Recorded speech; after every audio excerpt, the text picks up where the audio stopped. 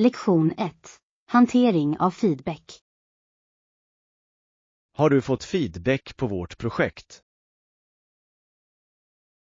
Ja, och jag har redan gjort revideringar baserat på det.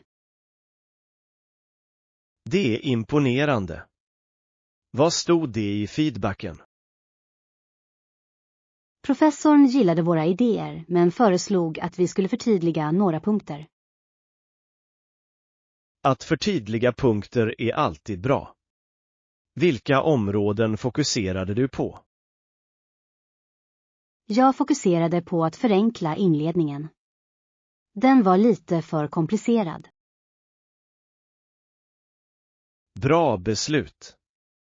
En tydlig introduktion sätter tonen för hela projektet. Precis. Jag lade också till fler exempel för att stödja våra argument.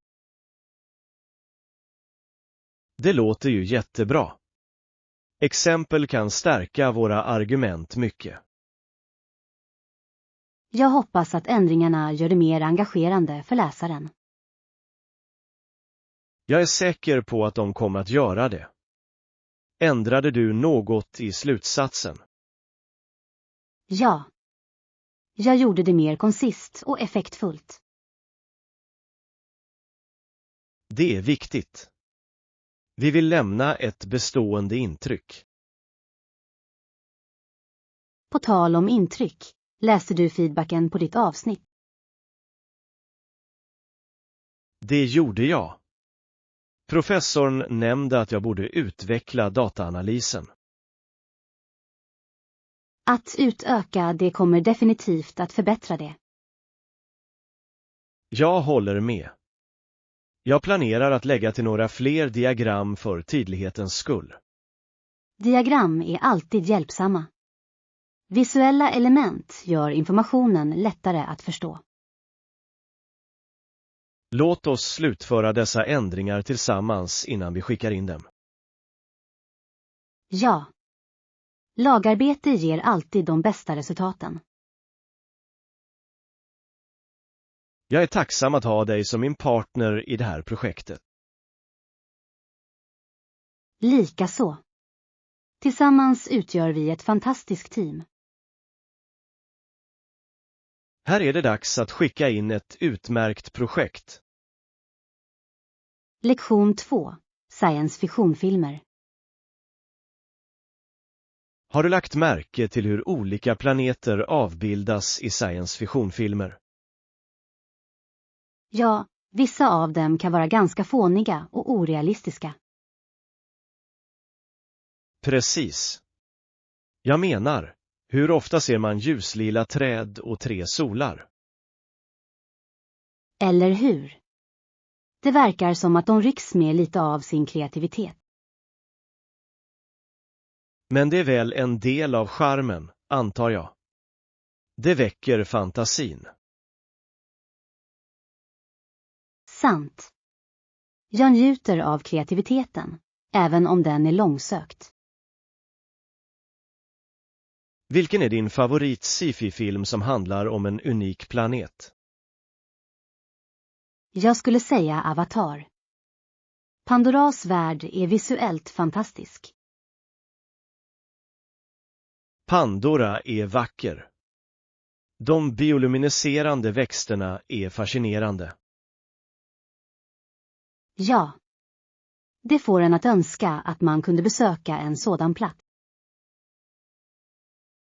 På tal om unika planeter, har du sett Star Wars? Självklart. Varje planet har sin egen distinkta kultur och miljö. Precis. Från Tatooines öknar till Hathses. Och glöm inte Endors frodiga skogar. Jag älskar hur mångfaldig galaxen är i det universumet. Det är fascinerande. Men vissa planeter är helt enkelt löjliga. Som planeten med gigantiska marshmallowvarelser. Ja. Den fick mig att skratta. Det kändes som ett godisland. Vissa av de här filmerna tänjer verkligen på fantasins gränser. Men det är ju det som gör dem underhållande. Jag håller med. Det är kul att komma undan verkligheten ett tag. Så, vilken film ska vi se härnäst? Vad sägs om Guardians of the Galaxy? Den har humor och äventyr. Perfekt val. Jag gillar de udda karaktärerna och deras äventyr. Låt oss dyka ner i kosmos och njuta av resan. Lektion 3. Trädens visdom. Titta på dessa magnifika träd. Några av dem är flera tusen år gamla. Jag vet. Det är otroligt att tänka på deras ålder. Dessa höga träd har bevittnat så mycket historia. Tänk vilka historier de skulle kunna berätta om de kunde tala. Eller hur? De har stått emot stormar, bränder och förändringar i landskapet. Jag undrar hur skogen såg ut när dessa träd bara var plantor. Det måste ha varit en helt annan värld då. Jag känner en känsla av frid att vara omgiven av sådant uråldrigt liv. Absolut. Det finns något rogivande med naturen. Och dessa träd är minst flera hundra år gamla. De är verkligen jättar. De ger skydd och en livsmiljö för många djur. Ja. Fåglar, ekorrar och till och med insekter är beroende av dem. Det är en påminnelse om hur sammankopplad naturen är. Precis. Varje del av ekosystemet spelar en roll. Vad är din favoritdel av att vandra på platser som denna? Jag älskar den friska luften och känslan av äventyr. Jag tycker om träningen, men landskapet stjäl showen. Låt oss ta en stund att uppskatta skönheten omkring oss. Bra idé. En stund av tacksamhet för dessa otroliga träd. Lektion 4. Vänskapens natur. Har du någonsin undrat varför vissa människor blir dina goda vänner? Ja, det är ganska spännande. Vad tror du är orsaken till det? Jag tror att vänner oftast har något gemensamt. Det är logiskt. Gemensamma intressen utgör ofta en stark grund. Precis. Till exempel älskar vi båda att vandra och utforska naturen. Sant. De där gemensamma aktiviteterna skapar minnesvärda upplevelser. En annan faktor är liknande värderingar. Det hjälper till att förstå varandra bättre. Ja.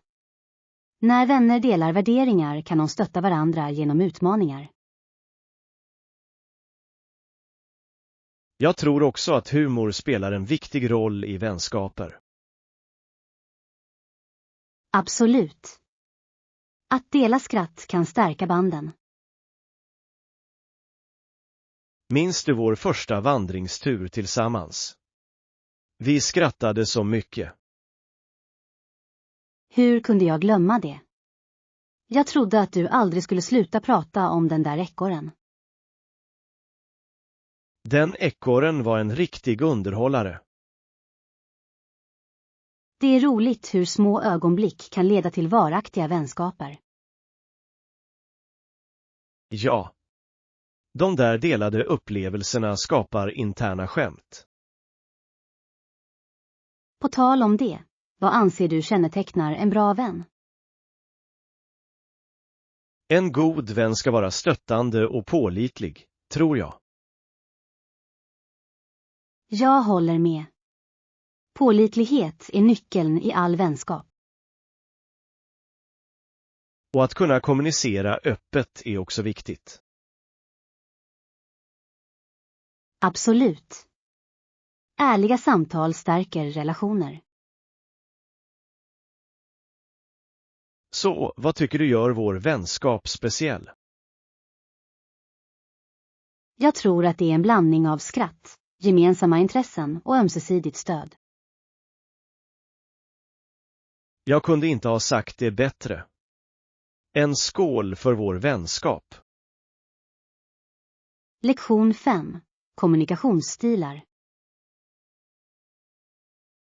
En skillnad jag har observerat är kommunikationsstilen i olika kulturer. Jag tycker det är fascinerande. Jag är nyfiken på hur du skulle beskriva det. I vissa kulturer tenderar människor att vara väldigt direkta och rättframma. Ja, det har jag märkt. I andra kulturer kanske man är mer indirekt. Precis. De använder ofta subtila antydningar eller kroppsspråk istället för tydliga uttalanden. Det kan leda till missförstånd ibland. Det kan det absolut. Jag minns en gång när jag misstolkade en väns meddelande. Vad hände? Jag trodde att de var arga på mig, men de var bara artiga. Det är ett vanligt problem. Tycker du att direkt kommunikation är bättre? Det har sina fördelar, men det kan också uppfattas som otrevligt i vissa kulturer. Sant. Ärlighet är viktigt, men det är även takt. Jag håller med. Det handlar om att hitta rätt balans. Hur anpassar du dig när du kommunicerar med människor från olika bakgrunder? Jag försöker vara observant och anpassa min stil utifrån deras signaler. Det är ett smart tillvägagångssätt. Aktivt lyssnande kan hjälpa mycket. Ja. Att förstå sammanhanget är avgörande för effektiv kommunikation. Och att vara öppensinnad gör att vi kan uppskatta olika stilar. Precis. Det berikar våra interaktioner och vidgar våra perspektiv. Jag tycker om att lära mig om dessa skillnader. Det gör samtal mer intressanta. Jag med. Här gäller det att omfamna mångfald i kommunikationen. Lektion 6. Träningspreferenser. Jag har joggat i parken 3 gånger i veckan. Det är toppen. Jag föredrar yogaklasser för min träning. Yoga är fantastiskt för flexibilitet och avslappning. Precis. Det hjälper mig att rensa tankarna och fokusera på min andning. Jag kan tänka mig det. Jag har provat yoga en gång, men jag hade svårt att hänga med. Det kräver övning. Poserna kan vara utmanande i början. Jag antar att jag behöver jobba på min balans. Jag kände mig som ett vingligt träd. Ett vingligt träd är en bra beskrivning. Men det handlar om att hitta sitt centrum. Jag beundrar människor som kan hålla de där komplexa poserna utan ansträngning. Med tid och tålamod kan vem som helst förbättra sig. Så, hur ofta går du på yogaklasser? Jag försöker gå dit minst 4 gånger i veckan. Det har blivit en rutin för mig. Det är imponerande. Vad motiverar dig? Gemenskapskänslan i klasserna uppmuntrar mig. Det låter härligt. Har du någon favoritlärare? Ja. Min instruktör har en lugnande närvaro och erbjuder bra vägledning. Jag kan se hur det gör skillnad. Det gör det. Hur är det med dig? Vad motiverar dig att jogga? Jag tycker om att lyssna på musik medan jag springer. Det ger mig energi. Musik kan vara en bra motivator. Vilka genrer föredrar du? Jag tycker om upplyftande låtar, allt som får mig att vilja röra på mig. Bra val. Kanske borde jag prova att jogga med musik. Du kanske älskar det. Det ger ett extra lager av njutning. Kanske borde vi kombinera våra rutiner någon dag. Det låter som en rolig idé. Jogga följt av en joggingtur. Ja. Det kommer att bli en unik träningsupplevelse. Här är det dags att utforska nya träningsäventyr tillsammans. Lektion 7. Att uppskatta de små sakerna. Efter denna härliga lunch, vad ska vi göra resten av dagen? Jag är inte säker. Kanske vi skulle ta en promenad runt parken. Det låter härligt. Att vara utomhus lyfter alltid mitt humör. Får det dig inte att uppskatta skönheten omkring dig? Absolut. Naturen har ett sätt att uppfriska mitt sinne. Jag håller med. Bara att lyssna på fåglarnas som får mig att känna mig fridfull. Och den milda brisen är så rogivande. Det är en perfekt dag. Det är det verkligen. Dagar som dessa påminner mig om att sakta ner och njuta av livet. Precis. Ibland fastnar vi i våra hektiska rutiner. Ja. Det är viktigt att ta pauser och njuta av stunden. Vilket är ditt favoritsätt att varva ner efter en hektisk vecka? Jag älskar att spendera tid i naturen, precis som idag. Det föryngrar mig. Det är ett fantastiskt val. Jag tycker också om att läsa. Läsning är ett bra sätt att fly verkligheten, särskilt med en bra bok. Har du någon bok i åtanke som du skulle rekommendera? Jag läste nyligen en roman som förflyttade mig till en annan värld. Den var magisk. Det låter spännande. Kanske jag borde låna den. Jag lånar den gärna ut till dig. Tack. Jag uppskattar dina rekommendationer. Det är alltid en glädje att dela bra historier med vänner. Nu ska vi njuta av dagen och de små stunderna den ger. Lektion 8. Tips för tågresor. Ska jag ta med egna snacks till tågresan? Det är en bra fråga. Många tåg har en restaurangvagn eller en snackbar. Sant. Men jag föredrar att ha mina egna favoritsnacks för säkerhets skull. Det är en smart idé. Vilka snacks brukar du ta med dig? Jag gillar att packa lite nötter och frukt. De är nyttiga och mättande. Bra val. Jag brukar ta med mig granolabars och choklad. Choklad är alltid en vinnare. Det gör resan roligare. Precis. En liten godbit kan lysa upp vilken resa som helst. Är du exalterad över tågresan? Väldigt. Jag älskar att se landskapet förändras utanför fönstret. Jag med. Det känns som ett gripande äventyr.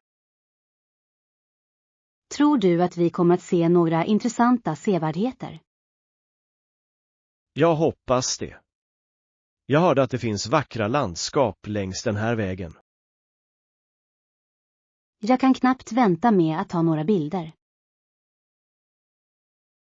Var bara försiktig så att du inte tappar kameran ut genom fönstret. Jag ska vara försiktig. Jag vill inte förlora mina värdefulla bilder. Kanske borde vi planera att turas om att ta bilder. Det låter rimligt. Lagarbete gör resan roligare. Och det ger oss tid att njuta av våra mellanmål tillsammans. Ja. En picknick med snacks på tåget låter härligt. Här väntar en minnesvärd resa fylld med fantastiska vyer och läckra godsaker. Lektion 9. Att förstå nationalism. För det tredje kan nationalism uppstå ur historiska händelser. Ja, istället för att skylla på Romfördraget ser folk ofta att det underblåser spänningar. Precis. Fördraget syftade till att ena Europa, men alla ser det inte så. Vissa ser det som ett intrång i den nationella suveräniteten. Det är intressant hur perspektiven kan skilja sig åt så mycket. Ja, just det. Nationell identitet kan vara en kraftfull motivator för människor. Men tror du att nationalism alltid har negativa konsekvenser? Inte nödvändigtvis. Det kan främja stolthet och enighet bland medborgarna. Det är sant. Men det kan också leda till splittring och konflikt. Precis. Balans är avgörande när man diskuterar nationalism. Jag minns ett historiskt exempel när nationalism ledde till betydande förändringar. Tysklands återförening på 1800-talet kommer till tals. Ja. Det var ett avgörande ögonblick som omformade Europa. Ändå utlöste det också rivaliteter som bidrog till framtida konflikter. Ja, nationalismens komplexitet är fascinerande. Hur anser du att modern nationalism står sig i jämförelse med historiska exempel? Jag tror att det är mer globaliserat nu, påverkat av teknologi och kommunikation. Det är en bra poäng.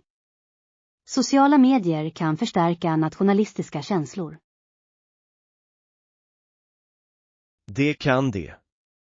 Men det möjliggör också större medvetenhet och dialog. Sant. Engagerande diskussioner kan hjälpa till att överbrygga klyftor. Låt oss fortsätta utforska detta ämne vidare. Det är verkligen berikande. Lektion 10. Modeval. Jag valde svart för att matcha mina kläder för evenemanget. Det är ett klassiskt val. Svart är alltid snyggt. Jag håller med. Den är mångsidig och kan kläs upp eller ner. Kan man bära den bekvämt dock? Ja. Jag valde ett lätt tyg som känns bra. Komfort är nyckeln. Det är ingen idé att se bra ut om du inte kan röra dig. Precis. Jag gillar också att ge lite färg med accessoarer. Det är en smart idé. En färgglad slips eller näsduk kan lyfta loken. Hur är det med dig? Har du valt ut din outfit än? Jag håller fortfarande på att bestämma mig, men jag lutar åt en blommig klänning. Blommönster är vackra. De ger en glad stämning. Tack. Jag hoppas bara att det passar bra och att jag kan dansa. Dans är viktigt. Du måste känna dig fri att röra dig. Ja. Jag vill njuta av kvällen utan att känna mig begränsad. Har du tänkt på dina accessoarer? Jag tänkte på att ha enkla örhängen och en kuvertväska. De låter underbara. Enkelt kan vara väldigt elegant. Jag håller med. Ibland är mindre mer. Borde vi prova våra kläder tillsammans och se hur de ser ut? Det är en jättebra idé. En modevisning i provrummet. Nu får vi se vem som kan skapa den bästa looken. Lektion 11. Barndomsminnen. Jag minns när mina föräldrar tog oss med till en konstmässa.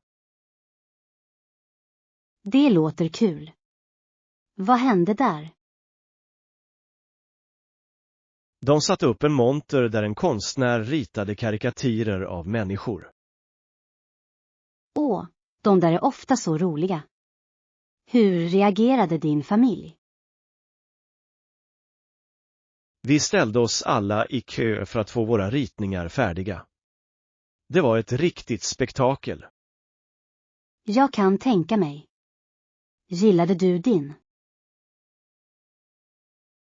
Det gjorde jag.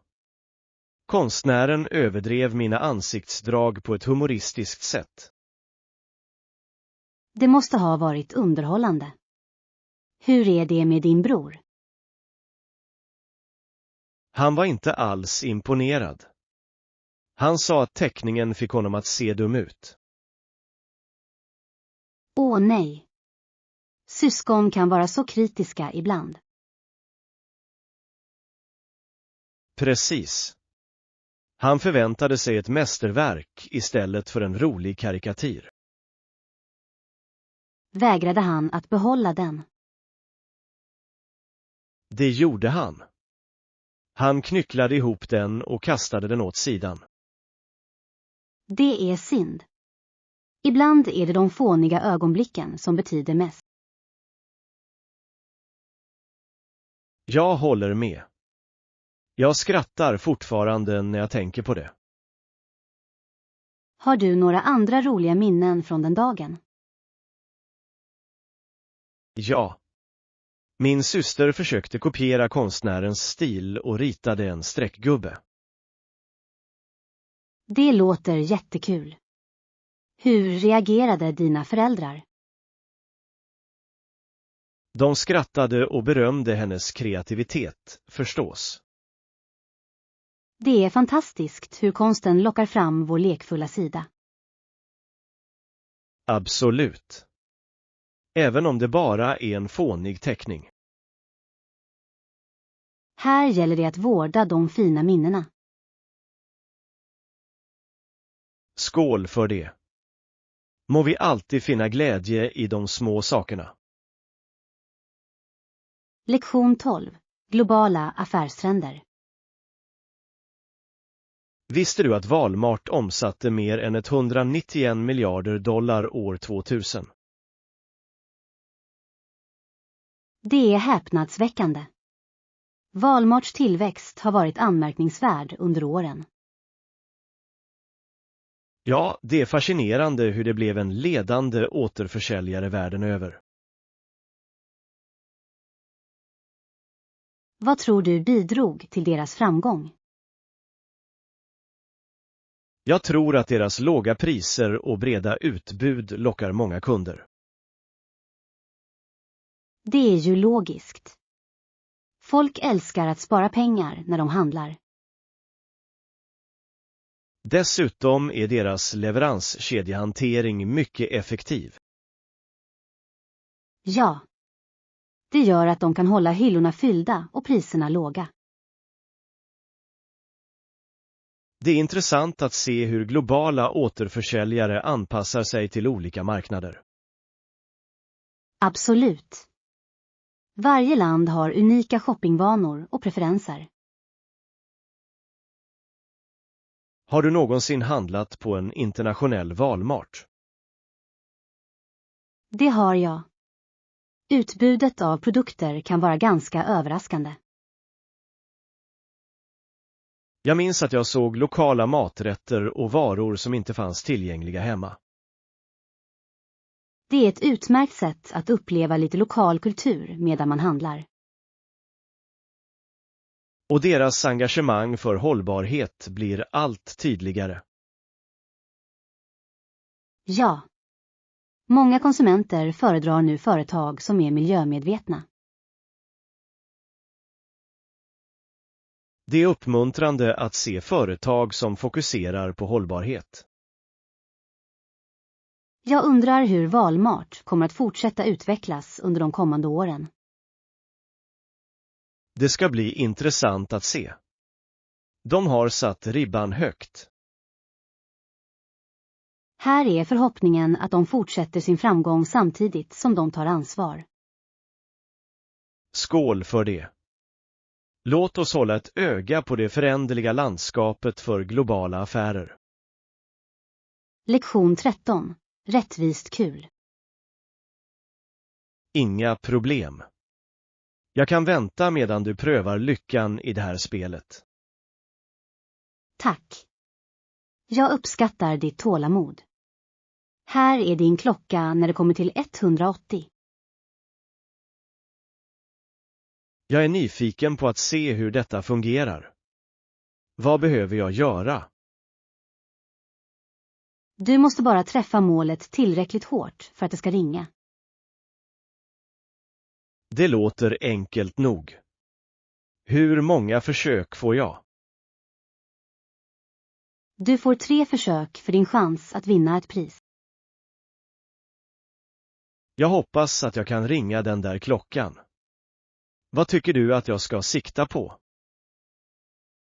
Sikta mot mitten. Det är det bästa sättet att få ett bra resultat. Jag ska göra mitt bästa. Jag skulle behöva ett nytt gosedjur. Ett gosedjur skulle vara ett fantastiskt pris. Vilken sort hoppas du vinna? Jag skulle gärna vilja ha en jättestor nallebjörn. Den skulle vara ett perfekt tillskott till min samling.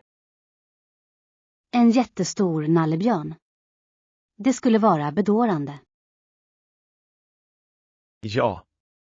Tänk vilka roliga selfies vi skulle kunna ta med den. Jag kan redan föreställa mig det. Du med en enorm nallebjörn som ler brett. Jag kanske behöver öva på min pose innan jag vinner. Det borde du. En bra pose är halva nöjet. Nu händer ingenting. Jag ska göra mitt bästa. Jag tror på dig. Fokusera bara och ha kul. Tack. Vi får se om jag kan ringa i klockan. Lektion 14. Att vara vaksam utomhus. Det är viktigt att vara vaksam även utomhus. Jag håller med. Att vara medveten om sin omgivning kan vara till stor hjälp. Så, vad är nytt för dig? Jag känner att jag har haft mer att göra än någonsin. Jobbet har tagit fart mycket. Det låter utmanande. Hur klarar du dig? Jag försöker hålla mig organiserad och prioritera uppgifter. Det hjälper mycket. Det är ett smart tillvägagångssätt. Har du hittat tid att koppla av? Jag har klämt in några yogaklasser. De håller mig jordad. Yoga är fantastiskt för att lindra stress. Jag borde göra dig sällskap någon gång. Du skulle njuta av det. Det handlar om att hitta balans. På tal om balans, jag har försökt att vandra oftare. Vandring är fantastiskt. Naturen har ett sätt att uppfriska humöret. Absolut. Men jag ser alltid till att vara vaksam på stigarna. Det är klokt. Det kan uppstå oväntade hinder. Precis. Jag snubblade en gång över en rot när jag blev distraherad av en ekorre. En ekorre. De kan vara ganska underhållande, men också lömska. Ja. Jag lärde mig min läxa att vara uppmärksam på vägen. Det är dock bra att hitta humor i sådana stunder. Ja, det blir en rolig historia senare. Så, vad har du gjort förutom att vandra? Jag började volontärarbeta på ett lokalt djurhem. Det har varit givande. Det låter fantastiskt. Att hjälpa djur är en ädel sak. Det är det. Dessutom får jag vara vaksam när jag hanterar dem. Du gör fantastiska saker. Det gäller att hålla sig aktiv och medveten. Skål för det. Låt oss fortsätta utforska och njuta av våra äventyr. Lektion 15. Teknologi i näringslivet. Har du lagt märke till hur företag interagerar med kunder och leverantörer nu för tiden? Ja. Många företag erbjuder åtkomst till sina webbplatser för enkel kommunikation. Precis. Det förenklar transaktioner och förbättrar kundservicen. Vissa företag förlitar sig till och med på elektroniska datautbytessystem, eller EDI. EDI-system kan effektivisera processer avsevärt, eller hur? Det kan de absolut. De möjliggör snabbare och mer exakt datautbyte. Jag minns när pappersarbete var normen. Det tog evigheter att behandla beställningar.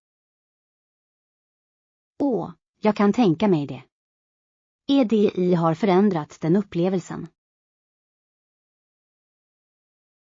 Det har det. Men tror du att alla företag är redo att använda sådan teknik? Inte nödvändigtvis. Mindre företag kan ha svårt med övergången. Det är en bra poäng. De kanske saknar resurser för genomförandet. Men de som anammar tekniken får ofta en konkurrensfördel. Ja. Det kan förbättra effektiviteten och kundnöjdheten. Har du sett några exempel på företag som framgångsrikt använt EDI? Jag läste om en stor återförsäljare som minskade fel med 90% efter att ha bytt. Det är imponerande. Det visar de potentiella fördelarna med att använda sådana system. Tycker du att det finns några nackdelar med att förlita sig för mycket på teknologi? Tekniska problem kan störa verksamheten om de inte hanteras på rätt sätt. Sant. En bra säkerhetskopieringsplan är avgörande vid systemfel. Jag håller med. Att balansera teknologi med mänsklig interaktion är också viktigt. Här gäller det att utnyttja tekniken samtidigt som man behåller den mänskliga kontakten. Lektion 16. Matlagning tillsammans. Titta på alla dessa färska ingredienser. De är jättegoda. Med dem kan du göra wokad kyckling med grönsaker. Det låter gott. Har du något speciellt recept i åtanke? Ja, det gör jag. Först måste vi marinera kycklingen. Vad ska vi använda till marinaden? Sojasås, vitlök och lite ingefära ger en fantastisk smak. Låter perfekt. Jag älskar smaken av ingefära i wokrätter. Det ger en fin touch. Sedan ska vi förbereda grönsakerna.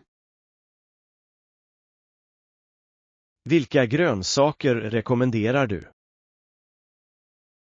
Paprika, broccoli och morötter fungerar utmärkt tillsammans. Utmärkta val. Ska vi hacka upp dem tillsammans? Ja. Lagarbete gör matlagningen så mycket roligare. Jag håller med. Dessutom är det ett bra sätt att knyta an till varandra över mat. Precis. Matlagning är som en konst, och det är vi som är konstnärerna. Jag kan knappt vänta med att se vårt mästerverk när det är klart. Och det bästa är att njuta av det efteråt. Sant. Ska vi tillaga kycklingen först eller grönsakerna? Låt oss först tillaga kycklingen, sedan tillsätter vi grönsakerna. Bra idé. På så sätt blir allt perfekt tillagat. Och vi kan tillsätta lite sesamolja för extra smak i slutet. Du vet verkligen hur du ska laga köket. Tack. Jag tycker om att experimentera med olika smaker. Här väntar en utsökt middag och en underbar matlagningsupplevelse.